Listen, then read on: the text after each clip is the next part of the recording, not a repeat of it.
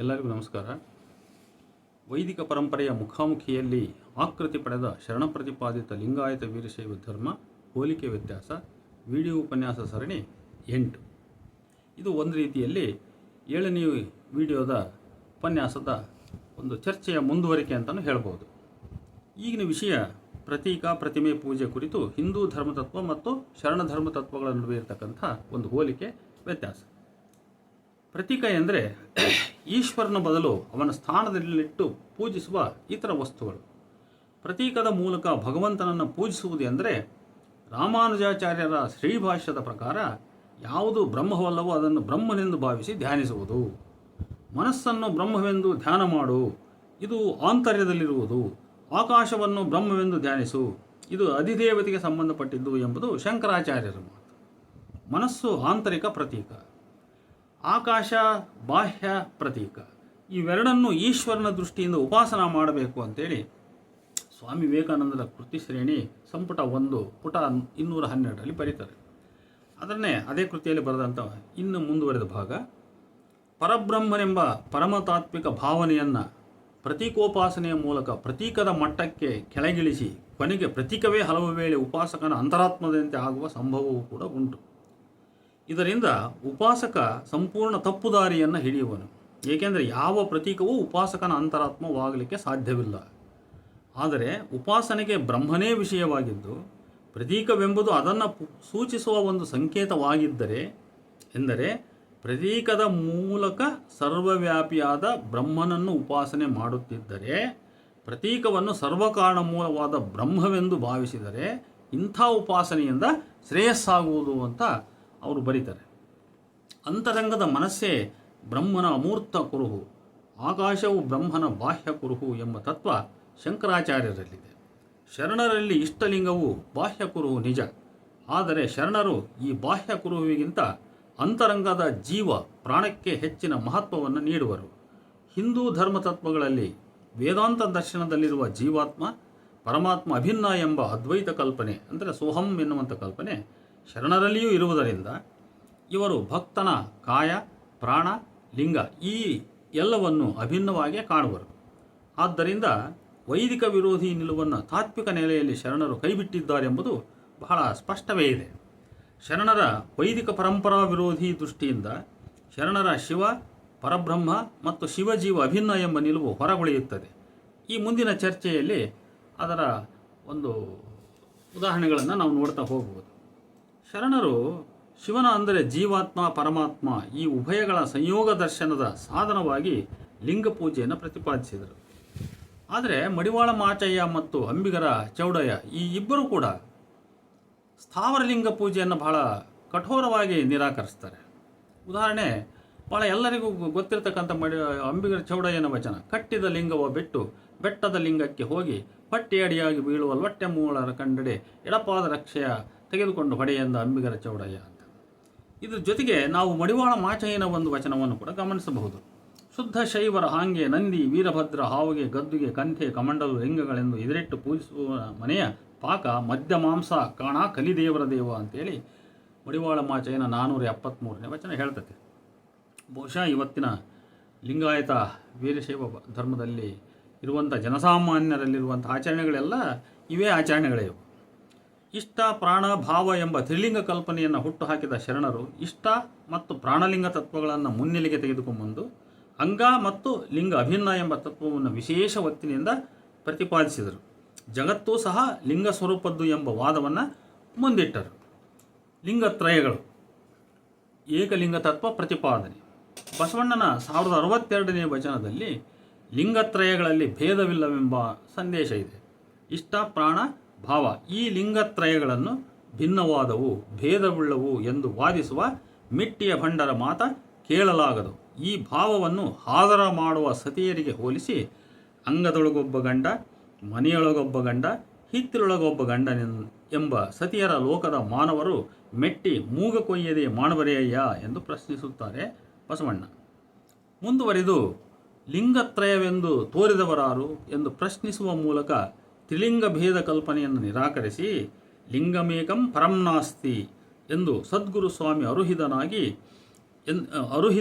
ಎಂದು ಏಕಲಿಂಗ ಕಲ್ಪನೆಯನ್ನು ಪ್ರತಿಪಾದಿಸುತ್ತಾ ಷಟ್ತ್ರಿಂಶ ತತ್ವಕ್ಕೆ ಆಲಯಮಪ್ಪಂತಹ ಮಹಾಘನ ಲಿಂಗದ ಬೆಳಗು ಕರಸ್ಥಲದಲ್ಲಿ, ಮನಸ್ಥಲದಲ್ಲಿ, ಭಾವಸ್ಥಲದಲ್ಲಿ ವೇದ್ಯವಾದ ಬಳಿಕ ಸರ್ವಾಂಗಲಿಂಗ ಕೂಡಲ ಸಂಗಯ್ಯ ನಿಮ್ಮ ಶರಣಂಗಿ ಎಂದು ಹೇಳುವ ಮೂಲಕ ಕರ, ಮನ, ಭಾವ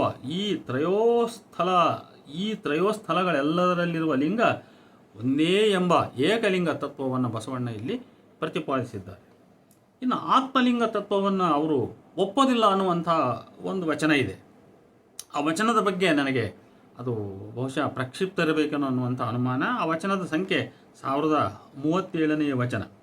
ಈ ವಚನದಲ್ಲಿ ಕಾಯ, ಜೀವ, ಪ್ರಾಣ, ಆತ್ಮಲಿಂಗದ ಸಮೀಕರಣ ಇದು ಒಂದು ರೀತಿ ಶರಣರ ಸಮ್ಮತವಾದದೇ ಆಗಿದ್ದರೂ ಕೂಡ ಇಲ್ಲಿ ಲಿಂಗ ಕೆಳಗೆ ಬಿದ್ದಿತ್ತೆಂದು, ಲಿಂಗ ಭಿನ್ನವಾಯಿತೆಂದು ಪ್ರಾಣ ಕಳೆದುಕೊಳ್ಳುವುದನ್ನು ಅಲ್ಲಮ, ಚನ್ನಬಸವಣ್ಣ, ಬಸವಣ್ಣ ಈ ಯಾರೂ ಒಪ್ಪುವುದಿಲ್ಲ. ಅಂದರೆ ಲಿಂಗ ಕೆಳಗೆ ಬಿದ್ದ ಕಾರಣಕ್ಕಾಗಿ ನಾವು ಆತ್ಮಹತ್ಯೆ ಮಾಡ್ಕೋಬೇಕು ಅನ್ನುವಂಥ ಮಾತನ್ನು ಇವರು ಯಾರೂ ಒಪ್ಪೋದಿಲ್ಲ. ಆದರೆ ವಿಚಿತ್ರ ಎನ್ನುವಂತೆ ಈ ವಚನವು, ಅಂದರೆ ಈ 1037ನೇ ವಚನವು ಈ ಸಮೀಕರಣವನ್ನು ನಿರಾಕರಿಸಿ ಕರಸ್ಥಲದ ಇಷ್ಟಲಿಂಗದ ಮೇಲೆ ಒತ್ತು ನೀಡುತ್ತದೆ. ಇದು ಬಹುಶಃ ಕರ್ಮ ಸಿದ್ಧಾಂತಿಗಳ ಒಂದು ಗುಪ್ತ ಕೊಡುಗೆ ಇರಬೇಕು ಅಂತ ಒಂದು ನನ್ನ ಅನುಮಾನ. ಹಾಗಾಗಿ ನಾನು ಸುಮ್ಮನೆ ಸಮಯವನ್ನು ಆ ವಚನದ ಮೇಲೆ ವೇಸ್ಟ್ ಮಾಡಲಿಕ್ಕೆ ಹೋಗಲ್ಲ. ಇನ್ನು ಮುಂದಿನ ವಿಚಾರಕ್ಕೆ ಹೋಗೋಣ. ನಿಷ್ಠೆಯಿಂದ ಲಿಂಗವ ಪೂಜಿಸಿ ಮತ್ತೊಂದು ಪಥವನರಿಯದ ಶರಣರು ಸರ್ಪನ ಹೆಡೆಯ ಮಾಣಿಕದಂತೆ ಇಪ್ಪರು ಭೂಷಣರಾಗಿ ದರ್ಪಣದೊಳಗಣ ಪ್ರತಿಬಿಂಬದಂತೆ ಹಿಂಗದಿಪ್ಪರು ಕೂಡಲ ಸಂಗಮ ದೇವ ನಿಮ್ಮ ಶರಣರು ಅಂತೇಳಿ ಬಸವಣ್ಣನವರ 746ನೇ ವಚನ ಹೇಳುತ್ತದೆ. ನಿಷ್ಠೆಯಿಂದ ಲಿಂಗವನ್ನು ಪೂಜಿಸುತ್ತಾ ಅನ್ಯ ಪಥವನ್ನರಿಯದ ಶರಣರು ಸರ್ಪನ ಹೆಡೆಯ ಮೇಲಿನ ಮಾಣಿಕ್ಯದಂತೆ ಭೂಷಿತರಾಗಿ ಶೋಭಿತರಾಗಿ ಕನ್ನಡಿಯೊಳಗಿನ ಪ್ರತಿಬಿಂಬವು ಹೇಗೆ ಹಿಂಗದು ಹಾಗೆಯೇ ಹಿಂಗದಂತೆ ಇರುವರು. ಅಷ್ಟಾವರಣಗಳಲ್ಲಿ ಎರಡನೆಯ ತತ್ವವಾದ ಲಿಂಗವು ಶಿವರೂಪತ್ರಯಗಳಲ್ಲಿ ಅಂದರೆ ಗುರುಲಿಂಗ, ಜಂಗಮ ಇವುಗಳಲ್ಲಿ ಒಂದು ನಿಜ. ಹಾಗೆ ನೋಡಿದರೆ ಅತ್ಯಾರಂಭದಿಂದಲೂ ಲಿಂಗವೇ ಇಡೀ ಲಿಂಗಾಯತ ಧರ್ಮತತ್ವದ ಆಚರಣೆಯ ಕೇಂದ್ರ. ಆದರೆ ತತ್ವ ಪ್ರತಿಪಾದಕರು ಗುರುಜಂಗಮಗಳನ್ನು ಲಿಂಗಕ್ಕಿಂತಲೂ ಪ್ರಧಾನವಾಗಿಸಿರುವುದು ಸ್ಪಷ್ಟವಿದೆ. ಇದೆಲ್ಲ ಕಾಲಾಂತರದಲ್ಲಿ ಆಗಿರ್ತಕ್ಕಂಥ ಬದಲಾವಣೆ. ಇದು ನಾವು ಚಾರಿತ್ರಿಕವಾಗಿ ನೋಡಿದರೆ ಅತ್ಯಾರಂಭದಲ್ಲಿ ಲಿಂಗವೇ ಎಲ್ಲ ಪೂಜೆಯ ಕೇಂದ್ರ ವಸ್ತು. ಆದರೆ ಅದು ಮುಂದೆ ಪುರೋಹಿತಶಾಹಿ ಬೆಳೀತಾ ತತ್ವ ಪ್ರತಿಪಾದನೆಗಳಲ್ಲಿ ಗುರುಜಂಗಮಗಳನ್ನು ಮುಂದಕ್ಕೆ ತಗೊಂಬಂದು ಲಿಂಗವನ್ನು ಗೌಣವಾಗಿಸಿರೋದು ಇದು ಚರಿತ್ರೆಯಲ್ಲಿ ಕಾಣ್ತದೆ, ತತ್ವದಲ್ಲಿ ಕಾಣ್ತದೆ. ತಾಂತ್ರಿಕ ಪರಂಪರೆಯಲ್ಲಿ ಲಿಂಗಕ್ಕೆ ಅರ್ಥ ಬೇರೆಯೇ ಇದೆ. ವಚನಕಾರರು ತಾಂತ್ರಿಕರ ಅರ್ಥದಿಂದ ತುಂಬ ಭಿನ್ನವಾದ ವೇದಾಂತ ಪ್ರಣೀತ ಪರಬ್ರಹ್ಮ ರೂಪಕ್ಕೆ ಸಮೀಪವಾದ ಅರ್ಥವನ್ನು ಲಿಂಗಕ್ಕೆ ಲೇಪಿಸಿಕೊಂಡಿದ್ದಾರೆ. ಪರಬ್ರಹ್ಮವು ವಿಶ್ವಸ್ವರೂಪಿ. ಈ ವಿಶ್ವರೂಪಿ ಪರಬ್ರಹ್ಮವಾದ ಲಿಂಗವು ಚಿತ್ಪ್ರಕಾಶವು, ಚಿದಾನಂದವು, ಹೃದಯದೊಳಗಿನ ಪರಂಜ್ಯೋತಿಯೂ ಆಗಿದ್ದು ಭಕ್ತನಾದ ಬಸವಣ್ಣನವರ ಕರಸ್ಥಲದಲ್ಲಿ ನೆಲೆಗೊಂಡಿರುವುದಲ್ಲದೆ ಆ ಕರಸ್ಥಲ ಲಿಂಗವನ್ನು ದೃಷ್ಟಿಸುವ ಕಂಗಳ ಕೊನೆಯಲ್ಲಿ ಮೂರ್ತಿಗೊಂಡಿಪ್ಪುದೆಂದು ಬಸವಣ್ಣನವರ ಈ ಮುಂದಿನ ವಚನ ಸ್ಪಷ್ಟಪಡಿಸುತ್ತದೆ. ಚಿನ್ಮಯ ಚಿತ್ಪ್ರಕಾಶ ಚಿದಾನಂದ ಲಿಂಗವೇ ಎನ್ನ ಹೃದಯ ಕಮಲದಲ್ಲಿ ಬೆಳಗಿ ತೋರುವ ಪರಂಜ್ಯೋತಿ, ಎನ್ನ ಕರಸ್ಥಲಕ್ಕನುವಾದ ಧರ್ಮಿ, ಎನ್ನ ಕಂಗಳ ಕೊನೆಯಲ್ಲಿ ಮೂರ್ತಿಗೊಂಡಿಪ್ಪೆಯ ಕೂಡಲ ಸಂಗಮ ದೇವ ಅಂತೇಳಿ ಬಸವಣ್ಣನವರ 1185ನೇ ವಚನ ಹೇಳುತ್ತೆ. ಈ ಮೇಲಿನ ವಚನದಲ್ಲಿ ಚಿನ್ಮಯ ಚಿತ್ಪ್ರಕಾಶ ಚಿದಾನಂದ ಹೃದಯ ಕಮಲದಲ್ಲಿ ಬೆಳಗಿ ದರ್ಶನ ನೀಡುವ ಪರಂಜ್ಯೋತಿ ಎಂಬ ಅಭಿವ್ಯಕ್ತಿಗಳು ಲಿಂಗದ ಅಮೂರ್ತ ಲಕ್ಷಣಗಳನ್ನು ವಿವರಿಸುತ್ತವೆ. ಈ ಎಲ್ಲ ಅರ್ಥಗಳಲ್ಲದೆ ಅಲ್ಲಮನಲ್ಲಿ ಲಿಂಗವು ಶೂನ್ಯ ಬಯಲು ಸೂಚಕ ಆಗುತ್ತದೆ. ಇಂತಹುದೇ ಅರ್ಥವನ್ನು ಬಸವಣ್ಣನವರು ಒಪ್ಪಿಕೊಂಡಿರುವುದನ್ನು ಈ ಕೆಳಗಿನ ವಚನ ವಿಶ್ಲೇಷಣೆ ಸ್ಪಷ್ಟಪಡಿಸುತ್ತದೆ. ಮಹಾಲಿಂಗದ ರೂಪಂಗಳು ಮಹಾಲಿಂಗದ ಪೆಸರಲ್ಲದೆ ಲಿಂಗ ಬೇರೆ ರೂಪ ನಿರೂಪವಲ್ಲ. ಲಿಂಗ ಬೇರೆ ಕಾಯ ಸಂಧಿಯಲ್ಲ, ಲಿಂಗ ಬೇರೆ ಜೀವ ಸಂಧಿಯಲ್ಲ, ಲಿಂಗ ಬೇರೆ ಮಹಾಘನದಿಂದತ್ತಲೆ ಕೂಡಲ ಸಂಗಮನ ನಿಲುವು ಆರಿಗೆಯೂ ಅರಿಯಬಾರದು ಅಂಥೇಳಿ ಬಸವಣ್ಣನವರ 1309ನೇ ವಚನ. ಲಿಂಗದ ಇಬ್ಬಗೆಯ ಅರ್ಥವನ್ನು ಈ ವಚನದ 3-4ನೇ ಸಾಲುಗಳು ನೀಡುತ್ತವೆ. ಲಿಂಗ ಬೇರೆ ಕಾಯ ಸಂಧಿಯಲ್ಲ, ಲಿಂಗ ಬೇರೆ ಜೀವ ಸಂಧಿಯಲ್ಲ, ಲಿಂಗ ಬೇರೆ ಮಹಾಗಣದಿಂದತ್ತಲೆ ಅಂದರೆ ಲಿಂಗವು ಇದೇ ಕಾಯ ಇದೇ ಜೀವ ಸಂಬಂಧವಾದುದು, ಅದು ಬೇರೆ ಅನ್ಯಕಾಯ ಜೀವ ಸಂಬಂಧವಾದುದಲ್ಲ. ಇದಕ್ಕೂ ಮಿಗಿಲಾಗಿ ಅದು ಆ ಮಹಾಘನವಾದ ಪರಬ್ರಹ್ಮ ಪರಶಿವಕ್ಕೂ ಆಚೆಗಿನದು. ಅದರ ನಿಲುವನ್ನು ಯಾರೂ ಅರಿಯಲು ಸಾಧ್ಯವಿಲ್ಲ. ಹೀಗೆ ಒಂದು ಅಮೂರ್ತ ಸ್ವರೂಪ, ಇನ್ನೊಂದು ಇದೇ ಕಾಯ ಜೀವ ಸಂಬಂಧವಾದ ಮೂರ್ತ ಸ್ವರೂಪ. ಈ ಎರಡೂ ಸ್ವರೂಪಗಳು ಲಿಂಗಕ್ಕಿವೆ ಎಂಬುದು ಇಲ್ಲಿಯ ಅರ್ಥ. ಅಂದರೆ ಲಿಂಗ ಅಂದರೆ ಅದು ಮೂರ್ತವೂ ಹೌದು, ಅದು ಅಮೂರ್ತವೂ ಹೌದು, ಅದು ಸಗುಣವೂ ಹೌದು, ಅದು ನಿರ್ಗುಣವೂ ಹೌದು ಅನ್ನುವಂಥ ಅರ್ಥ ಶರಣರಲ್ಲಿದೆ. ಭಕ್ತನ ಕಾಯವೇ ಲಿಂಗ ಎಂಬ ಕಲ್ಪನೆ ಅಲ್ಲಮನಲ್ಲಿಯೂ ಕೂಡ ಇದೆ. ಅಲ್ಲಮ ಪ್ರಭು ಮನುಷ್ಯನ ದೇಹ ಮತ್ತು ಜೀವ ಇವೆರಡನ್ನು ಅಭಿನ್ನವಾಗಿ ನೋಡುತ್ತಾನೆ ಮತ್ತು ಅಂಗಲಿಂಗಗಳು ಪರಸ್ಪರ ಅವಲಂಬಿಸಲ್ಪಟ್ಟವು. ಅಂಗ ಹೊರತು ಲಿಂಗವನ್ನು ಅಲ್ಲಮ ಪ್ರಭು ಕಲ್ಪಿಸಲಾರ. ಉದಾಹರಣೆಗೆ ಈ ಕೆಳಗಿನ ವಚನವನ್ನು ನೋಡಿ, ವಚನಗಳನ್ನು.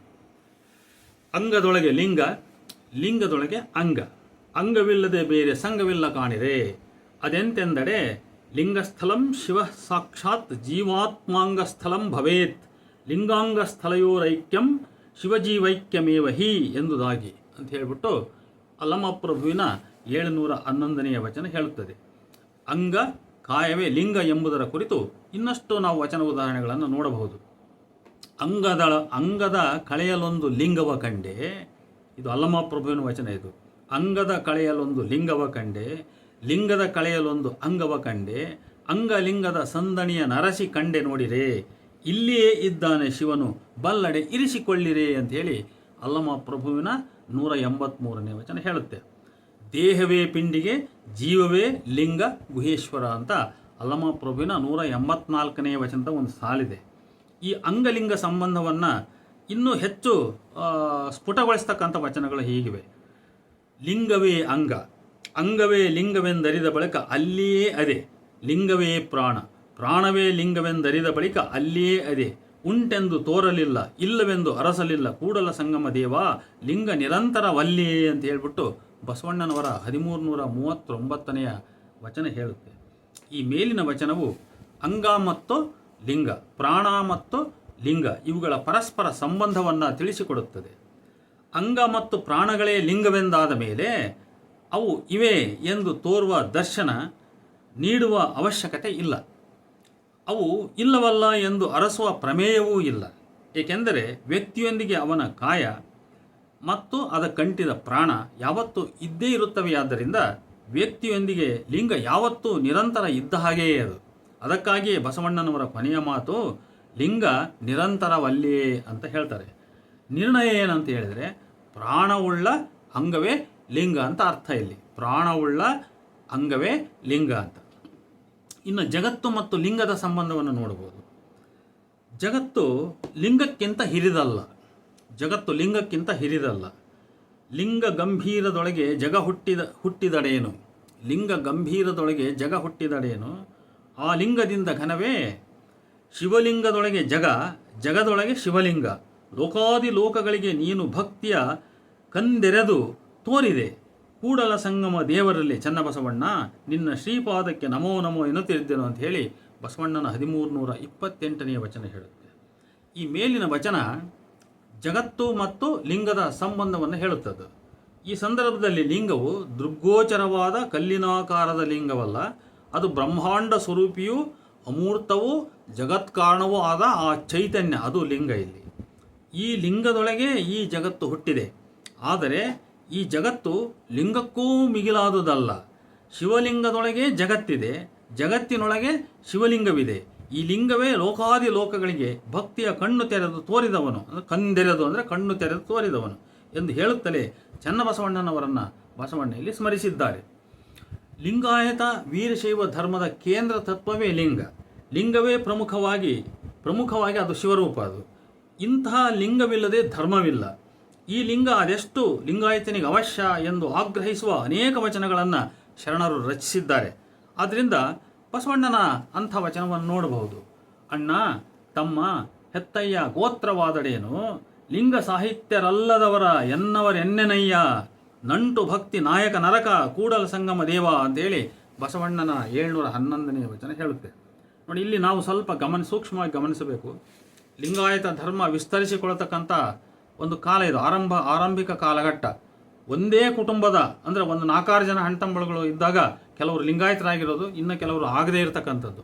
ಆ ಥರದ ಒಂದು ಸಮಾಜದ ವಾಸ್ತವಿಕ ಸ್ಥಿತಿಯನ್ನು ಈ ವಚನದಲ್ಲಿ ಕಾಣಬಹುದು. ನೋಡಿ, ಅಣ್ಣ ತಮ್ಮ ಹೆತ್ತಯ್ಯ ಗೋತ್ರವಾದಡೇನು, ಲಿಂಗ ಸಾಹಿತ್ಯರಲ್ಲದವರ ಎನ್ನವರೆನ್ನೆನಯ್ಯ ಅಂತಾನೆ ಬಸವಣ್ಣ. ಅಂದರೆ ಒಂದೇ ಕುಲ ಗೋತ್ರದವರು, ಒಂದೇ ಅಣ್ಣ ತಮ್ಮಂದಿರು, ಕೆಲವರು ಲಿಂಗಾಯತರ ಹೌದು, ಕೆಲವರು ಲಿಂಗಾಯತರಲ್ಲ. ಬಸವಣ್ಣನಿಗೆ ಲಿಂಗಾಯತರಲ್ಲದ ತನ್ನ ಗೋತ್ರದವರಿದ್ದರು. ಅಂಥವ್ರನ್ನ ನಾನು ನಮ್ಮವರು ಅಂತ ಕರೆಯಲ್ಲ, ನಂಟು ಭಕ್ತಿ ನಾಯಕ ನರಕ ಅಂತ ಹೇಳ್ದಾನೆ. ಇಲ್ಲಿ ನಂಟಿಗೆ ನಾವು ಅವಕಾಶ ಕೊಡೋಂಗಿಲ್ಲ ಅಂತ ಹೇಳ್ಬಿಟ್ಟು. ಆದ್ದರಿಂದ ಇಲ್ಲಿ ಒಂದು ಕಟುವಾದ ನಿಯಮ ಏನಂದರೆ, ಅವನು ಲಿಂಗಧಾರಿಯಾಗಿರಬೇಕು, ಲಿಂಗ ದೀಕ್ಷೆಯನ್ನು ಪಡೆದಿರಬೇಕು, ಲಿಂಗ ಭಕ್ತನಾಗಿರಬೇಕು, ಅವರವರು ಸಮ. ಅವರಲ್ಲದೆ ಹೋದರೆ ಅವನು ಕುಲಸ್ಥನಾಗಿರಲಿ, ಗೋತ್ರದವನಾಗಿರಲಿ, ಅಣ್ಣತಮ್ಮ ಆಗಿರಲಿ, ನಾವು ಯಾರೊಂದಿಗೆ ಬೆರೆಯುವಂತಿಲ್ಲ ಅಂತ. ಲಿಂಗವಿಲ್ಲದವರ ಮನೆ ಭವಿ, ಅಂಥ ಮನೆಯನ್ನು ಹೊಗುವುದು ಅಂದರೆ ಪ್ರವೇಶಿಸುವುದು ಶಿವಭಕ್ತರಿಗೆ ಸಲ್ಲದು. ನೋಡು, ಒಡೆಯರಿಲ್ಲದ ಮನೆಯ ತುಡುಗುಣಿ ನಾಯಿ ಹಗುವಂತೆ ನೀನಿಲ್ಲದವರ ಮನೆಯ ಹೊಗೆನು ಸಂಗಯ್ಯ, ಸ್ವಪಚೋಪಿಗಳಾಗಲಿ ಕೂಡಲ ಸಂಗಯ್ಯ, ನೀನಿದ್ದವನೇ ಕುಲಜನು ಅಂತೇಳಿ 715ನೇ ವಚನ ಹೇಳುತ್ತೆ. ಅಂದರೆ ಯಾರಾದರೂ ಇರಲಿ, ಅಲ್ಲಿ ಕುಲಗೋತ್ರದ ಪ್ರಶ್ನೆ ಅಲ್ಲ. ಯಾರು ಲಿಂಗವಂತರೋ, ಲಿಂಗ ದೀಕ್ಷಿತರೋ, ಲಿಂಗ ಪೂಜಕರೋ ಅವರು ಮಾತ್ರ ಕುಲಜರು ಅನ್ನುವಂಥ ಭಾವನೆ ಶರಣರಲ್ಲಿರ್ತಕ್ಕಂಥದ್ದು. ನೋಡಿ, ಲಿಂಗವಿಲ್ಲದವನ ಅಸ್ಪೃಶ್ಯ. ಇದಾಗಲೇ ನಾವು ಒಂದು ಕಡೆ ವಿಷಯವನ್ನು ಸ್ಪಷ್ಟಪಡಿಸಿದ್ದೇ, ಆದರೂ ಕೂಡ ಸಂದರ್ಭ ಮಾತಾಡೋಣ ಮತ್ತೆ. ಲಿಂಗವಿಲ್ಲದೆ ನಡೆಯುವವರ, ಲಿಂಗವಿಲ್ಲದೆ ನುಡಿಯುವವರ, ಲಿಂಗವಿಲ್ಲದೆ ಊಳು ನುಂಗಿದಡೆ ಅಂದಂದಿಗೆ ಕಿಲ್ಬಿಷವಯ್ಯ, ಏನೆಂಬೆನಯ್ಯ. ಲಿಂಗವಿಲ್ಲದೆ ನಡೆಯುವವರ ಅಂಗ ಲೌಕಿಕ ಮುಟ್ಟಲಾಗದು, ಲಿಂಗವಿಲ್ಲದೆ ನುಡಿಯುವವರ ಶಬ್ದ ಸೂತಕ ಕೇಳಲಾಗದು, ಲಿಂಗವಿಲ್ಲದೆ ಗಮಿಸಿದಡೆ ಆ ನಡೆ ನುಡಿಗೊಮ್ಮೆ ರೊತಗೇಡಿ ಕೂಡಲ ಸಂಗಮ ದೇವ ಅಂತೇಳಿ 606ನೇ ವಚನ ಹೇಳುತ್ತೆ. ಬಸವಣ್ಣನವರು ಬಹಳ ಸ್ಪಷ್ಟವಾಗಿ ಲಿಂಗವಿಲ್ಲದೆ ನಡೆಯುವವರ, ಲಿಂಗವಿಲ್ಲದೆ ನುಡಿಯುವವರ, ಲಿಂಗವಿಲ್ಲದೆ ಊಳ ನುಂಗಿದಡೆ ಅಂದಂದಿಂಗೆ ಕಿಲ್ಬಿಷವಯ್ಯ, ಏನೆಂಬೆನಯ್ಯ. ಅಂದರೆ ಇಲ್ಲಿ ನಾವು ಅರ್ಥ ಮಾಡ್ಕೋಬೇಕು, ದೇಹದ ಮೇಲೆ ಲಿಂಗ ಇರಬೇಕಾಗಿದ್ದು ಕಡ್ಡಾಯ ಅಂತ.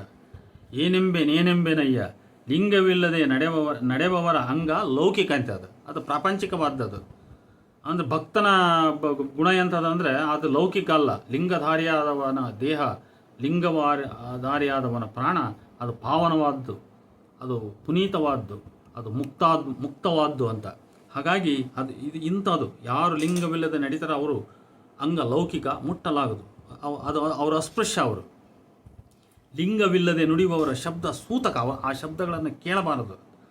ಲಿಂಗವಿಲ್ಲದೆ ಗಮಿಸಿದಡೆ ಆ ನುಡಿಗೊಮ್ಮೊಮ್ಮೆ ರೊತಗೇಡಿ ಕೂಡಲ ಸಂಗಮ ದೇವ. ನೋಡಿ, ಈ ರೀತಿಯ ಒಂದು ಧಾರ್ಮಿಕ ನೀತಿಗಳ ಮುಖಾಂತರ ಯಾರು ಲಿಂಗವಿಲ್ಲವೋ ಅಂಥವರನ್ನು ಭವಿಸಮಾನದಲ್ಲಿಟ್ಟು ಅವನನ್ನು ಅಸ್ಪೃಶ್ಯ ಅಂತ ಹೇಳಿ ಶರಣ ಪ್ರತಿಪಾದಿತ ಲಿಂಗಾಯ ಧರ್ಮ ಅವರನ್ನು ಟ್ರೀಟ್ ಮಾಡ್ತಾ ಇರತಕ್ಕಂಥದ್ದು ಬಹಳ ಸ್ಪಷ್ಟ. ಹಾಗಾಗಿ ವೈದಿಕ ಧರ್ಮದಲ್ಲಿರುವ ಕೆಲವು ಶೂದ್ರ ಸಂಬಂಧವಾಗಿರ್ತಕ್ಕಂಥ ಅಸ್ಪೃಶ್ಯ ನೀತಿಗಳು ಹೇಗಿದ್ದಾವೋ ಅದೇ ರೀತಿ ಕೂಡ ಇಲ್ಲಿ ಲಿಂಗವಿಲ್ಲದವರ ಭವಿಗಳ ಸಂಬಂಧವಾದ ಅಸ್ಪೃಶ್ಯ ನೀತಿಗಳು ಹಾಗೇ ಇವೆ ಅನ್ನೋದನ್ನು ನಾವು ಮನದಟ್ಟು ಮಾಡಿಕೋಬೇಕು. ಲಿಂಗಧಾರಣೆಯಿಂದಲೇ ಭವತ್ವ ನಾಶವಾಗಿ ಭಕ್ತಿತ್ವ ವ್ಯಕ್ತಿಗೆ ಲಭ್ಯವಾಗುವುದು. ಆ ಲಿಂಗಧಾರಣೆಯಿಂದಲೇ ವ್ಯಕ್ತಿಯ ಅಂಗವೇ ಲಿಂಗತ್ವವನ್ನು ಪಡೆಯುವುದು. ಲೌಕಿಕವಾದ ಮಾನವನ ಕಾಯಕ್ಕೆ ಅಲೌಕಿಕತ್ವ ಲಭಿಸುವುದೇ ಲಿಂಗದಿಂದ. ಆದ್ದರಿಂದ ಲಿಂಗಧಾರಣೆಯಾಗದ ಅಥವಾ ಅಂಗದ ಮೇಲೆ ಲಿಂಗವಿಲ್ಲದ ಯಾವುದೇ ವ್ಯಕ್ತಿ ನಿಜವಾಗಿ ಅವನು ಅಸ್ಪೃಶ್ಯ, ಅವನು ಲೌಕಿಕ, ಅವನು ಮುಟ್ಟಲಾಗದ, ಅವನೊಂದಿಗೆ ಮಾತಾಡಲಾಗದು ಅನ್ನುವಂಥದ್ದು. ಇನ್ನು ಲಿಂಗ ಪೂಜೆಯ ಸಮಯದ ಬಗ್ಗೆ ಕೆಲವು ವಚನಗಳು ಹೇಳ್ತವೆ. 1166ನೇ ವಚನದಲ್ಲಿ ಬಸವಣ್ಣ ಲಿಂಗ ಪೂಜಾ ಸಮಯವನ್ನು ನಿರೂಪಿಸಿದ್ದಾರೆ. ಮಾಂಧಾರಿ ಎಂಬ ಅಹೋರಾತ್ರಿಯಲ್ಲಿ ಲಿಂಗವ ಪೂಜಿಸಬೇಕು. ಊರ ಕೋಳಿ ಕೂಗುವುದಕ್ಕೂ ಮುನ್ನ, ಕಾಡ ನವಿಲು ಹೊದರದ ಮುನ್ನ, ಹಸುಗಳನ್ನು ಕೊಲ್ಲುವ ಪಾಪಿಯ ದನಿ ಕೇಳುವುದಕ್ಕೂ ಮುನ್ನ, ಜೇನುದುಂಬಿ ಹೂ ಮೇಲೆ ಕುಳಿತು ಮಲಿನವಾಗುವ ಮುನ್ನ. ನೋಡಿ, ಇಲ್ಲಿ ವಚನದ ಸಾಲು ಹೀಗಿದೆ: ತುಂಬಿ ಮುಟ್ಟಿ ಪುಷ್ಪ ನಿರ್ಮಾಲ್ಯವಾಗದ ಮುನ್ನ. ನಿರ್ಮಾಲ್ಯವಾಗುವುದು ಅಂದರೆ ಮಲಿನತೆ ಹೋಗುವುದು ಎಂದರ್ಥ. ಆದರೆ ನಿರ್ಮಾಲ್ಯವು ಅಗದ ಮುನ್ನ ಎಂದರೆ ಮಲಿನವಾಗುವ ಮುನ್ನ ಅಂತಲೇ ಅರ್ಥ ಇಲ್ಲಿ. ಅದರಿಂದ ಲಿಂಗವನ್ನು ಪೂಜಿಸಬೇಕು. ಅಂದರೆ ಅವೆಲ್ಲವೂ ಮಲಿನತೆ ಆಗೋದಕ್ಕಿಂತ ಮುಂಚೆ ಜಗತ್ತಿನಲ್ಲಿ ಹೊರಗಡೆ ಕೆಲವು ಸಹಜವಾದ ಕ್ರಿಯೆಗಳು ಸಂಭವಿಸಿದರೆ ಆಗ ಅದು ಮಲಿನವಾಯಿತು ಅಂತ. ಅದೆಲ್ಲ ಆಗೋದಕ್ಕಿಂತ ಮುಂಚೆಯೇ ನಾವು ಲಿಂಗವನ್ನು ಪೂಜಿಸಬೇಕು ಅನ್ನುವಂಥದ್ದು. ಬಸವಣ್ಣನವರು ಉಲ್ಲೇಖಿಸಿದ ಒಂದು ಶ್ರುತಿವಾಕ್ಯ ಹೀಗಿದೆ: ಯೋ ಲಿಂಗಮರ್ಧರಾತ್ರೌ ತು ಶುಚಿರ್ಭೂತ್ವಾ ಪ್ರಭೂಜಯೇತ್ ಅಗ್ನಿಷ್ಟೋಮಸಹಸ್ರಶ್ಯ ಧರ್ಮಶ್ಯ ಲಭತೆ ಫಲಂ. ಅರ್ಧರಾತ್ರಿಯಲ್ಲಿ ಶುಚಿರ್ಭೂತವಾಗಿ ಲಿಂಗ ಪೂಜೆ ಮಾಡಿದರೆ ಅಗ್ನಿಷ್ಠೋಮ ಮಾಡಿದಷ್ಟು ಧರ್ಮಫಲ ಉಂಟಾಗುವುದು ಅನ್ನುವಂಥ ಅರ್ಥ. ಕೊನೆಯ ಸಾಲು ಹೀಗಿದೆ: ತನ್ನೊಡನೆ ಮಲಗಿದ್ದ ಸತಿಯ ನೆಬ್ಬಿಸದೆ ಶಿವಲಿಂಗ ಕೆರೆವ ಸದ್ಭಕ್ತನ ತೋರಿ ಬದುಕಿಸಯ್ಯ ಕೂಡಲ ಸಂಗಮ ದೇವ. ಈ ಸಾಲು ನನಗೆ ಒಂದು ವಿಮರ್ಶೆಯನ್ನು ಬೇಡ್ತದೆ ಅಂತ ನನಗನ್ನಿಸ್ತದೆ. ನೋಡಿ, ತನ್ನೊಡನೆ ಮಲಗಿದ್ದ ಸತಿಯ ನೆಬ್ಬಿಸದೆ, ಮಲಗಿರ್ತಾಳಕ್ಕೆ, ಆಕೆಯನ್ನು ಎಬ್ಬಿಸದೆ ಶಿವಲಿಂಗ ಕೆರೆವ ಸದ್ಭಕ್ತನ ತೋರಿ ಬದುಕಿಸಯ್ಯ ಕೂಡಲ ಸಂಗಮ ದೇವ ಅಂತ. ಇಲ್ಲಿ ಏನು ನನ್ನ ವಿಮರ್ಶೆ ಅಂದರೆ, ಅರ್ಧರಾತ್ರಿಯ ಶುಭವೇಳೆಯಲ್ಲಿ ತನ್ನೊಡನೆ ಮಲಗಿದ್ದ ಸತಿಯನ್ನೆಬ್ಬಿಸದೆ ತಾನೊಬ್ಬನೇ ಎದ್ದು ಲಿಂಗ ಪೂಜೆ ಮಾಡುವ ಸದ್ಭಕ್ತನ ತೋರಿ ಬದುಕಿಸುವಂಥ ಅರ್ಥ.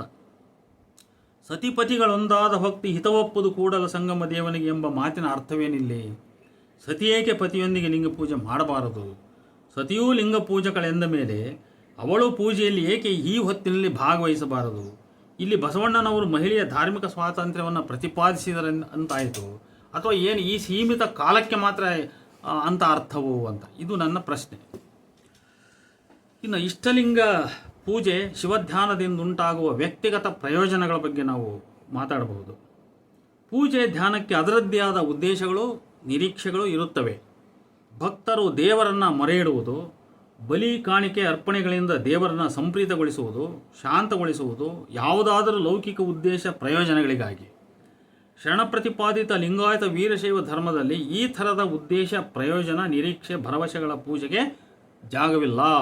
ಹಾಗಂದರೆ ಇಲ್ಲಿನ ಪೂಜೆಗೆ ಫಲವೇ ಇಲ್ಲ ಅಂತ ಅರ್ಥವಲ್ಲ. ಫಲವು ತಾನೇ ಸಂಭವಿಸುವುದು. ಭಕ್ತನು ನಿಷ್ಕಾಮದಿಂದ ದೇವನನ್ನು ಪೂಜಿಸುವುದಷ್ಟೇ ಅವನ ಕೆಲಸ. ಫಲಾಫಲಗಳು ತಾನೇ ಸಂಭವಿಸುತ್ತವೆ ಅಂತ ಈ ಕೆಳಗಿನ ವಚನ ನಮಗೆ ಹೇಳುತ್ತೆ.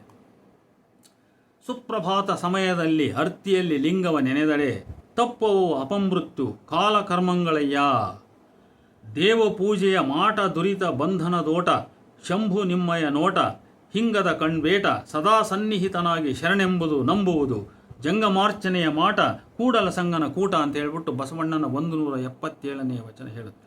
ನೋಡಿ, ಸುಪ್ರಭಾತ ಸಮಯದಲ್ಲಿ ಅರ್ತಿಯಲ್ಲಿ ಲಿಂಗವ ನೆನೆದಡೆ ತಪ್ಪವು ಅಪಮೃತ್ಯು ಕಾಲಕರ್ಮಗಳಯ್ಯ. ದೇವ ಪೂಜೆಯ ಮಾಟ ದುರಿತ ಬಂಧನ ದೋಟ ಶಂಭು ನಿಮ್ಮಯ ನೋಟ ಹಿಂಗದ ಕಣ್ಬೇಟ ಸದಾ ಸನ್ನಿಹಿತನಾಗಿ ಶರಣೆಂಬುದು ನಂಬುವುದು ಜಂಗಮಾರ್ಚನೆಯ ಮಾಟ ಕೂಡಲ ಸಂಗನ ಕೂಟ ಅಂತೇಳಿ ಒಂದು ರೀತಿಯ ಆಧುನಿಕ ಕವನವನ್ನು ಓದಿದಂತಾಗುತ್ತೆ. ಸುಪ್ರಭಾತ ಸಮಯದಲ್ಲಿ ಲಿಂಗವನ್ನು ನೆನೆದರೆ ಅಪಮೃತ್ಯು ತಪ್ಪುವು ಕಾಲಕರ್ಮಗಳು ಕಳೆಯುವು. ಆದರೆ ಈ ನಿರೀಕ್ಷೆಯ ಉದ್ದೇಶ ಭಕ್ತನಿಗೆ ಇರುವುದಿಲ್ಲ. ಅವನ ಕರ್ತವ್ಯ ಏನಪ್ಪ ಅಂದರೆ, ಶಂಭು ನಿಮ್ಮಯ ನೋಟ ಹಿಂಗದ ಕಣ್ಬೇಟ ಸದಾ ಸನ್ನಿಹಿತನಾಗಿ ಶರಣೆಂಬುದು ನಂಬುವುದು ಜಂಗಮಾರ್ಚನೆಯ ಮಾಟ ಕೂಡಲ ಸಂಗನ ಕೂಟ. ಇದು ಅವನ ಕರ್ತವ್ಯ. ಆ ಫಲಾಫಲಗಳನ್ನು ಅವನು ನಿರೀಕ್ಷಿಸಬಾರದು ಅಂತ. ಎಷ್ಟು ನೋಡಿದರೂ ಸಾಲದೆಂಬಂತೆ ಲಿಂಗವನ್ನು ನೋಡುವುದು, ಸದಾ ಸನ್ನಿಹಿತನಾಗಿದ್ದು ಶರಣೆನ್ನುವುದು, ಶಿವನನ್ನು ನಂಬುವುದು, ಜಂಗಮಾರ್ಚನೆ ಮಾಡುವುದು, ಕೂಡಲ ಸಂಗಮನನ್ನು ಕೂಡುವುದು. ಇಲ್ಲಿ ಭಕ್ತ ಶಿವನಲ್ಲಿ ಏನಾದರೂ ಫಲ ಕುರಿತು ಬೇಡಲಿಲ್ಲ. ಅದೇ ರೀತಿ ಕೂಡಲ ಸಂಗಯ್ಯನ ನೆನೆದಡೆ ಪಾಪ ಉರಿಗೊಡ್ಡಿದರಗಿನಂತೆ ಕರಗುವುದಯ್ಯ ಅಂತೆ. ನೋಡಿ, ಕೂಡಲ ಸಂಗಯ್ಯನ ನೆನೆದಡೆ ಪಾಪ ಉರಿಗೊಡ್ಡಿದರಗಿನಂತೆ ಕರಗುವುದಯ್ಯ. ಒಂದು ಬೆಂಕಿಗೆ ನಾವು ಅರಗನ್ನು ಹಿಡಿದ್ಬಿಟ್ರೆ ಅದು ಹೆಂಗೆ ಕರಗಿ ಹೋಗ್ಬಿಡುತ್ತೆ, ಆ ರೀತಿ ಆ ಪಾಪವೇ ಕರಗಿ ಹೋಗ್ತತೆ ಅಂತ ಹೇಳ್ಬಿಟ್ಟು ಅಂತ ಹೇಳಿ 178ನೇ ವಚನ ಹೇಳುತ್ತೆ.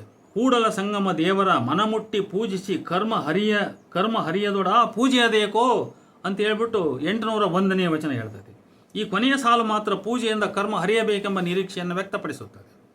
ಅಂದರೆ ಈ ರೀತಿ ಒಂದು ವೈಚಾರಿಕ ಗೊಂದಲಗಳು ಸೂಕ್ಷ್ಮವಾಗಿ ನಾವು ಹಿಡಿತಾ ಹೋದರೆ ಅಲ್ಲಿ ವಚನಕಾರರಲ್ಲಿ ಸಿಗ್ತಕ್ಕಂಥದ್ದು ಇದು ಸಾಮಾನ್ಯ. ಇದು ನೋಡಿ, ಕೂಡಲ ಸಂಗಮ ದೇವರ ಮನಮುಟ್ಟಿ ಪೂಜಿಸಿ ಕರ್ಮ ಹರಿಯದೊಡ ಪೂಜೆಯದೇಕೋ ಅಂತಾರೆ. ಕರ್ಮ ಹರಿಯಲೇಬೇಕಾ ಪೂಜೆ ಮಾಡಿದ ಮೇಲೆ ಅಂತ.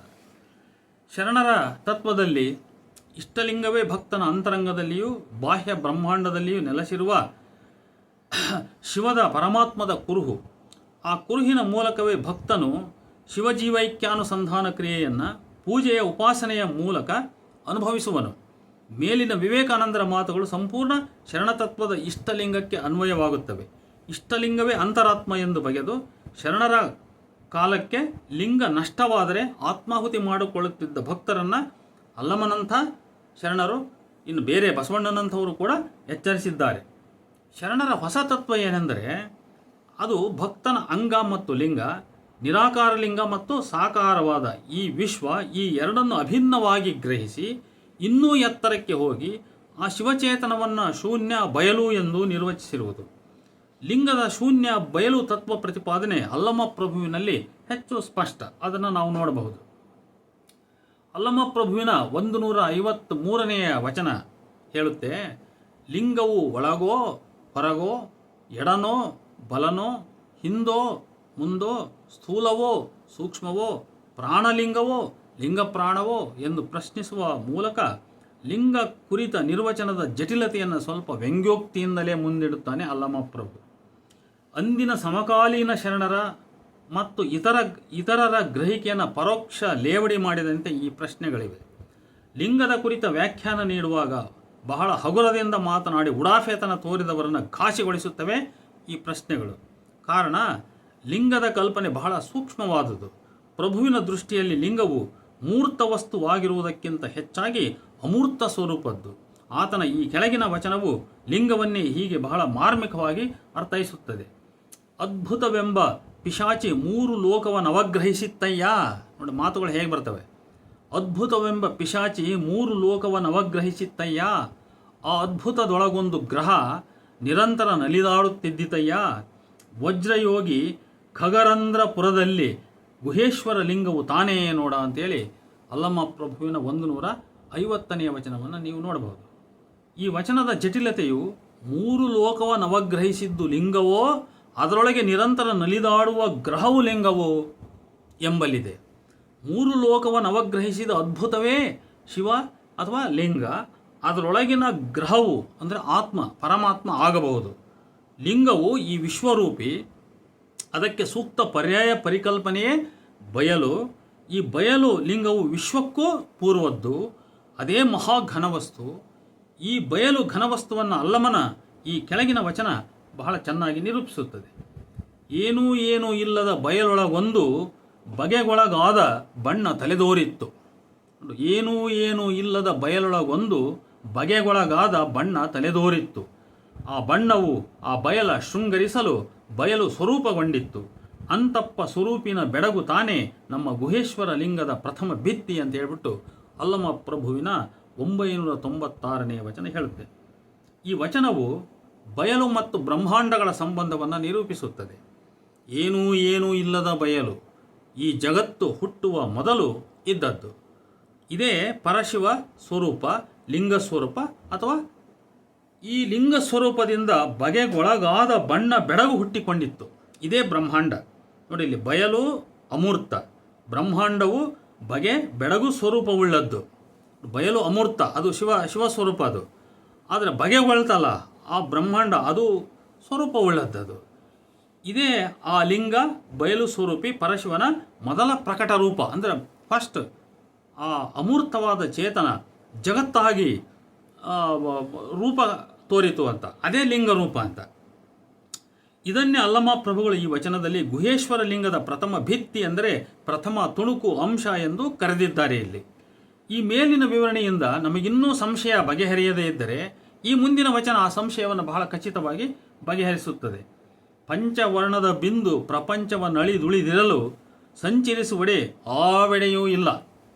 ಪಂಚವರ್ಣದ ಬಿಂದು ಪ್ರಪಂಚವನ್ನಳಿದುಳಿದಿರಲು ಸಂಚರಿಸುವಡೆ ಆವೆಡೆಯೂ ಇಲ್ಲ. ನಿಂದ ಚಿತ್ತಿನ ಪ್ರಭೆ ಅಂಗವನ್ನು ನೆರೆ ನುಂಗಿ ಅಂದರೆ ಪೂರ್ಣ ನುಂಗಿ ಅಂತ. ನಿಂದ ಚಿತ್ತಿನ ಪ್ರಭೆ ಅಂಗವನ್ನು ನೆರೆ ನುಂಗಿ ಹಿಂದು ಮುಂದು ಎಡಬಲ ನೆಂಬುದಿಲ್ಲ. ಅಡಿಯಾಕಾಶವೆಂಬುದಿಲ್ಲ. ಕೆಳಗೆ ನಿಲ್ಲಲು ಆಧಾರ ಮೊದಲಿಂಗಿಲ್ಲ. ಕಡೆಗೆ ಸಾರುವೆ ನೆನಲು ಊರ್ಧ್ವವಿಲ್ಲ. ಇಲ್ಲಿ ಕಡೆಗೆ ಸಾರುವೆ ನೆನಲು ಊರ್ಧ್ವ, ಅದಕ್ಕೆ ಮೇಲೆ ಎಂಬುದಿಲ್ಲ. ನಡುವೆ ನಾನಿಧ್ಯನೆಂದಡೆ ತನ್ನೊಡಲೊಳಗೆ ಒಡೆದು ಮೂಡಿತ್ತು ತನ್ನಂತೆ ಬಯಲು. ಈ ಬೆಡಗು ಭಿನ್ನಾಣವ ಬಡವರರಿವರೇ ಇದನರಿದು ನುಡಿದು ತೋರಿದನು ಗುಹೇಶ್ವರ ಶರಣ ಚನ್ನಬಸವಣ್ಣನು ಅಂತ. ನೋಡಿ, ಇದನರಿದು ನುಡಿದು ತೋರಿದನು ಗುಹೇಶ್ವರನ ಶರಣ ಚನ್ನಬಸವಣ್ಣನು ಅಂತೇಳಿ 1326ನೇ ವಚನ ಹೇಳುತ್ತೆ. ನೋಡಿ, ಈ ವಚನದಲ್ಲಿ ಪೃಥ್ವಿ, ಅಪ್ಪು, ಅಗ್ನಿ, ವಾಯು ಮತ್ತು ಆಕಾಶ ಎಂಬ ಪಂಚಭೂತಗಳನ್ನೇ ಪಂಚವರ್ಣಗಳೆಂದು ಕರೆದಂತಿದೆ. ಬ್ರಹ್ಮ, ವಿಷ್ಣು, ಮಹೇಶ್ವರ, ರುದ್ರ, ಈಶ್ವರ ಮತ್ತು ಸದಾಶಿವ ಎಂಬ ಪಂಚಬ್ರಹ್ಮರನ್ನು ಸೂಚಿಸುತ್ತಿದೆಯೇ ಅಂತ ಅನುಮಾನ ಕೂಡ ಇಲ್ಲಿ ಹುಟ್ಕೊಳ್ತದೆ. ಈ ಪ್ರಪಂಚವು ಪಂಚಭೂತಾತ್ಮಕವಾದುದು. ಈ ಜಗತ್ತಿನಲ್ಲಿ ಹುಟ್ಟಿದ ಪ್ರತಿಯೊಂದರಲ್ಲಿಯೂ ಈ ಪಂಚಭೂತಗಳಿವೆ. ಇಂತಹ ಜಗತ್ತಿಗೆ ಕಾರಣಪುರುಷನಾದ ಆತ್ಮನ ಚಿತ್ ಶಕ್ತಿಯೇ ಇಲ್ಲಿ ಬಿಂದು.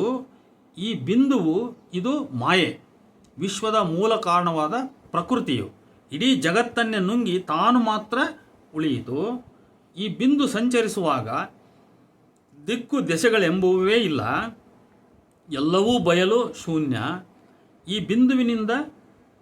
ಬಿಂದುವಿನ ಬೆಳಕನ್ನೇ ನಿಂದ ಚಿತ್ತಿನ ಪ್ರಭೆ ಎನ್ನುವ ಅಲ್ಲಮ.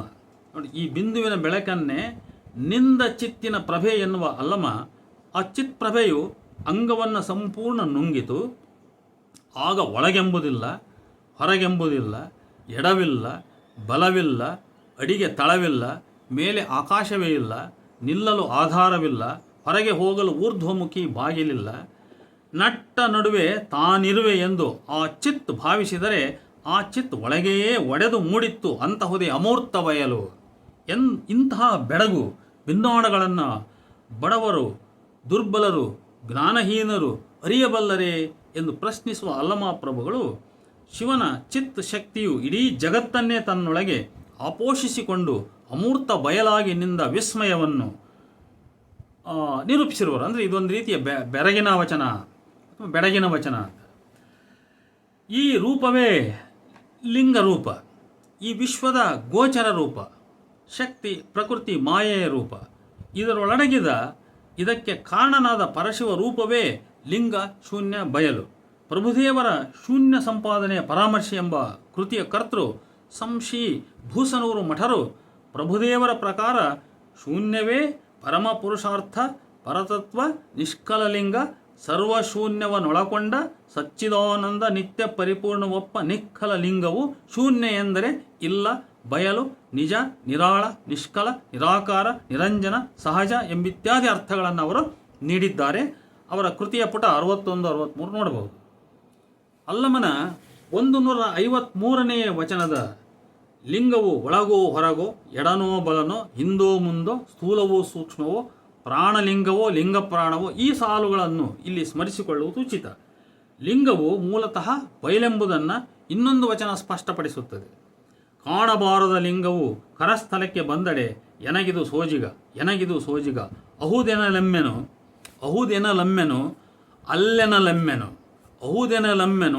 ಅಲ್ಲೆನಲೆಮ್ಮೆನು ಗುಹೇಶ್ವರ ಲಿಂಗವು ನಿರಾಕಾರ ಬಯಲು ಆಕಾರವಾದಡೆ ಅಂತ ಹೇಳ್ಬಿಟ್ಟು ಅಲ್ಲಮಪ್ರಭುವಿನ 60ನೇ ವಚನ ಹೇಳುತ್ತೆ. ನಿರಾಕಾರ ಬಯಲಾದ ಲಿಂಗವು ಸಾಕಾರ ಲಿಂಗವಾಗಿ ಕರಸ್ಥಲಕ್ಕೆ ಬಂದುದು ಸೋಜಿಗ. ಇಂಥ ಲಿಂಗವು ಶಕ್ತಿಗಧೀನವಾದುದನ್ನು ಈ ಮುಂದಿನ ವಚನ ಹೇಳುತ್ತದೆ. ಗುಹೇಶ್ವರ ಲಿಂಗವು ಶಕ್ತಿಗೆ ಒಳಗಾಯಿತಾಗಿ ಬಚ್ಚ ಬರಿಯ ಬಯಲೆಂಬುದಕ್ಕೆ ಉಪಮಾನವಿಲ್ಲ ಅಂತ ಹೇಳ್ಬಿಟ್ಟು 1519ನೇ ವಚನ ಹೇಳುತ್ತೆ. ಬಚ್ಚ ಬರಿಯ ಬಯಲಾದ ಲಿಂಗವು ಶಕ್ತಿಗೆ ಅಧೀನವಾದುದೆಂಬುದನ್ನು ಇನ್ನೊಂದು ವಚನ ಕೂಡ ವ್ಯಕ್ತಪಡಿಸ್ತದೆ. ಧರೆಯಾಕಾಶ ಕೂಡಿ ಜಗವಾದಂತೆ, ಕಾಯ ಜೀವ ಕೂಡಿ ಸಾವಯವಾದಂತೆ, ನಾದಬಿಂದು ಕೂಡಿ ಲಿಂಗವಾಯಿತು.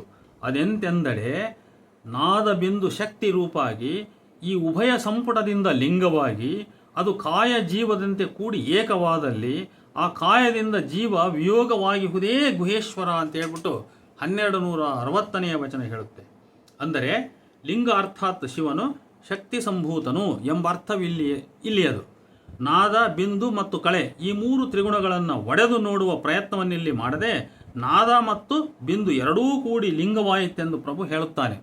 ಕಾಶ್ಮೀರ ಶೈವದಲ್ಲಿ ಶಕ್ತಿಯು ಶಿವನ ಒಂದು ಗುಣವಿಶೇಷವಲ್ಲದೆ ಶಕ್ತಿ ಸ್ವತಃ ಶಿವನೇ ಆಗಿದ್ದಾಳೆ. ಶಕ್ತಿಯೇ ಶಿವ, ಶಿವನೇ ಶಕ್ತಿ ಅಂತ ಹೇಳ್ಬಿಟ್ಟು ಪುಟ 102 ಕಾಶ್ಮೀರ ಶೈವಿಸಂ ಕಮಲಾಕರ ಮಿಶ್ರ ಇವರ ಕೃತಿಯನ್ನು ನೋಡಬಹುದು. ಬಹುಶಃ ಅಲ್ಲಮನ ಈ ವಚನದಲ್ಲಿಯೂ ಕೂಡ ಇದೇ ಧೋರಣೆ ಇದ್ದಂತಿದೆ. ನಾದವನ್ನು ಬಿಂದುವನ್ನು ವಿಘಟಿಸಿ ನೋಡುವುದನ್ನು ಅಲ್ಲಮ ಒಪ್ಪುವುದಿಲ್ಲ ಎನ್ನಲು ಈ ಕೆಳಗಿನ ಇನ್ನೊಂದು ವಚನವನ್ನು ನೀವು ನೋಡಬಹುದು.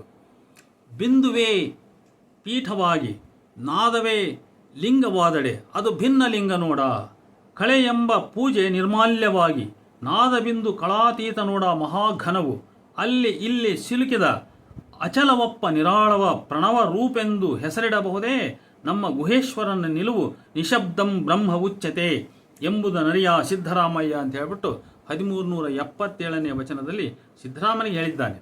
ಈ ವಚನದ ಮೊದಲ ಸಾಲೇ ಸ್ಪಷ್ಟಪಡಿಸುವಂತೆ ಬಿಂದುವನ್ನು ಪೀಠವೆಂದು ಅಂದರೆ ಶಕ್ತಿ, ತಾಂತ್ರಿಕರಲ್ಲಿ ಯೋನಿ ಅಂತ, ನಾದವನ್ನು ಲಿಂಗ ಅಂದರೆ ಈಕ್ವಲ್ಸ್ ಟು ಶಿವ ಅಂತ, ತಾಂತ್ರಿಕರಲ್ಲಿ ಶಿಷ್ಣ ಅಂತ ಅರ್ಥ ಎಂದು ನೋಡಿದರೆ ಅದು ಭಿನ್ನ ಲಿಂಗ ನೋಡ ಎನ್ನುತ್ತಾರೆ ಅಲ್ಲಮಪ್ರಭು.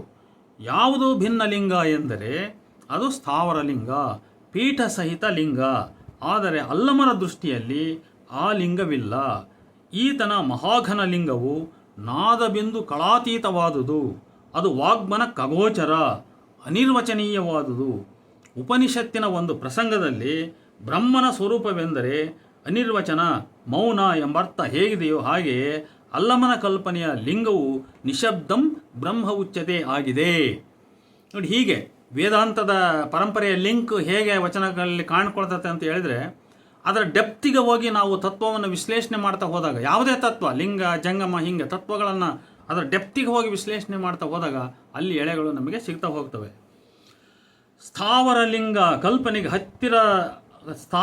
ಕಲ್ಪನೆಗೆ ಹತ್ತಿರದವನಾದ ಸಿದ್ದರಾಮನಿಗೆ ಈ ಪರಬ್ರಹ್ಮ ಸ್ವರೂಪಿ ಲಿಂಗವನ್ನು ಅಲ್ಲಮಪ್ರಭು ಪರಿಚಯಿಸ್ತಾ ಇದ್ದಾರೆ.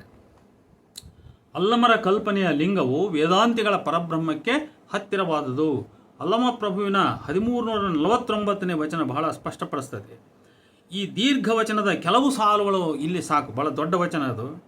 ಪ್ರಥಮದಲ್ಲಿ ವಸ್ತು ಅನಿರ್ವಾಚ್ಯವಾಗಿತ್ತು. ಆ ಅನಿರ್ವಾಚ್ಯವಾಗಿದ್ದ ಪರವಸ್ತು ತನ್ನ ಲೀಲೆಯಿಂದ ತಾನೇ ಪರಬ್ರಹ್ಮವೆಂಬ ನಾಮವಾಯಿತು. ಆ ನಾಮವನೇದಿ ಕುಳವಾಯಿತು. ಆ ಕುಳದಿಂದ ಆತ್ಮನೆಂಬ ಲಿಂಗ ಸ್ಥಳವಾಯಿತು. ಇಂತು ಷಟ್ಸ್ಥಳವಾಗಿ ವಾಗ್ಮನಕ್ಕೆ ಅಗೋಚರವಾದ ಬ್ರಹ್ಮವೇ ಆತ್ಮನು. ಈ ಲಿಂಗ ಸ್ವರೂಪನು ಅಲ್ಲಮ ಪಂಚಭೂತಾದಿ ತತ್ವಗಳಿಗೆ ಸಂಬಂಧಿಸಿಯೂ ನಿರೂಪಿಸಿದ್ದಾನೆ.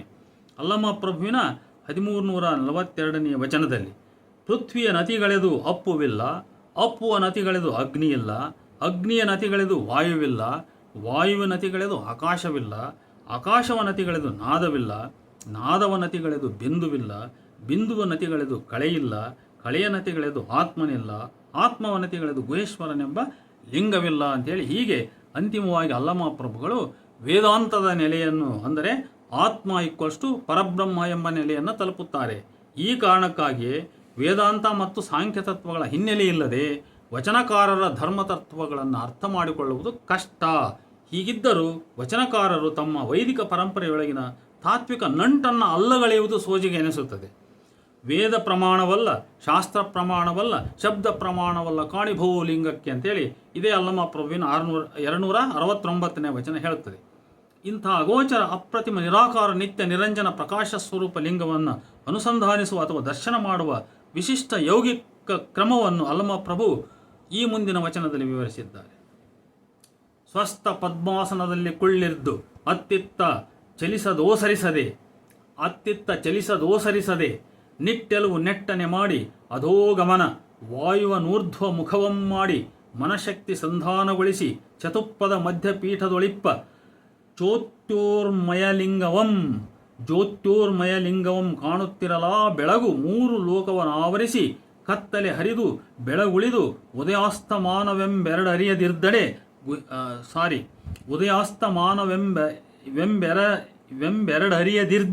ಗುಹೇಶ್ವರ ಅಂತ ಹೇಳ್ಬಿಟ್ಟು ನೋಡಿ, ಉದಯ ಅಸ್ತಮಾನ ಈ ಎರಡನ್ನೂ ಅರಿಯದೇ ಇರ್ದೆ ಅಂತ, ಉದಯಾಸ್ತಮಾನವೆಂಬೆರಡರಿಯದಿರ್ದೆ ಗುಹೇಶ್ವರ ಅಂತ ಹೇಳ್ಬಿಟ್ಟು 1576ನೇ ವಚನದ ಕೊನೆಯ ಸಾಲು ಹೇಳ್ತದೆ.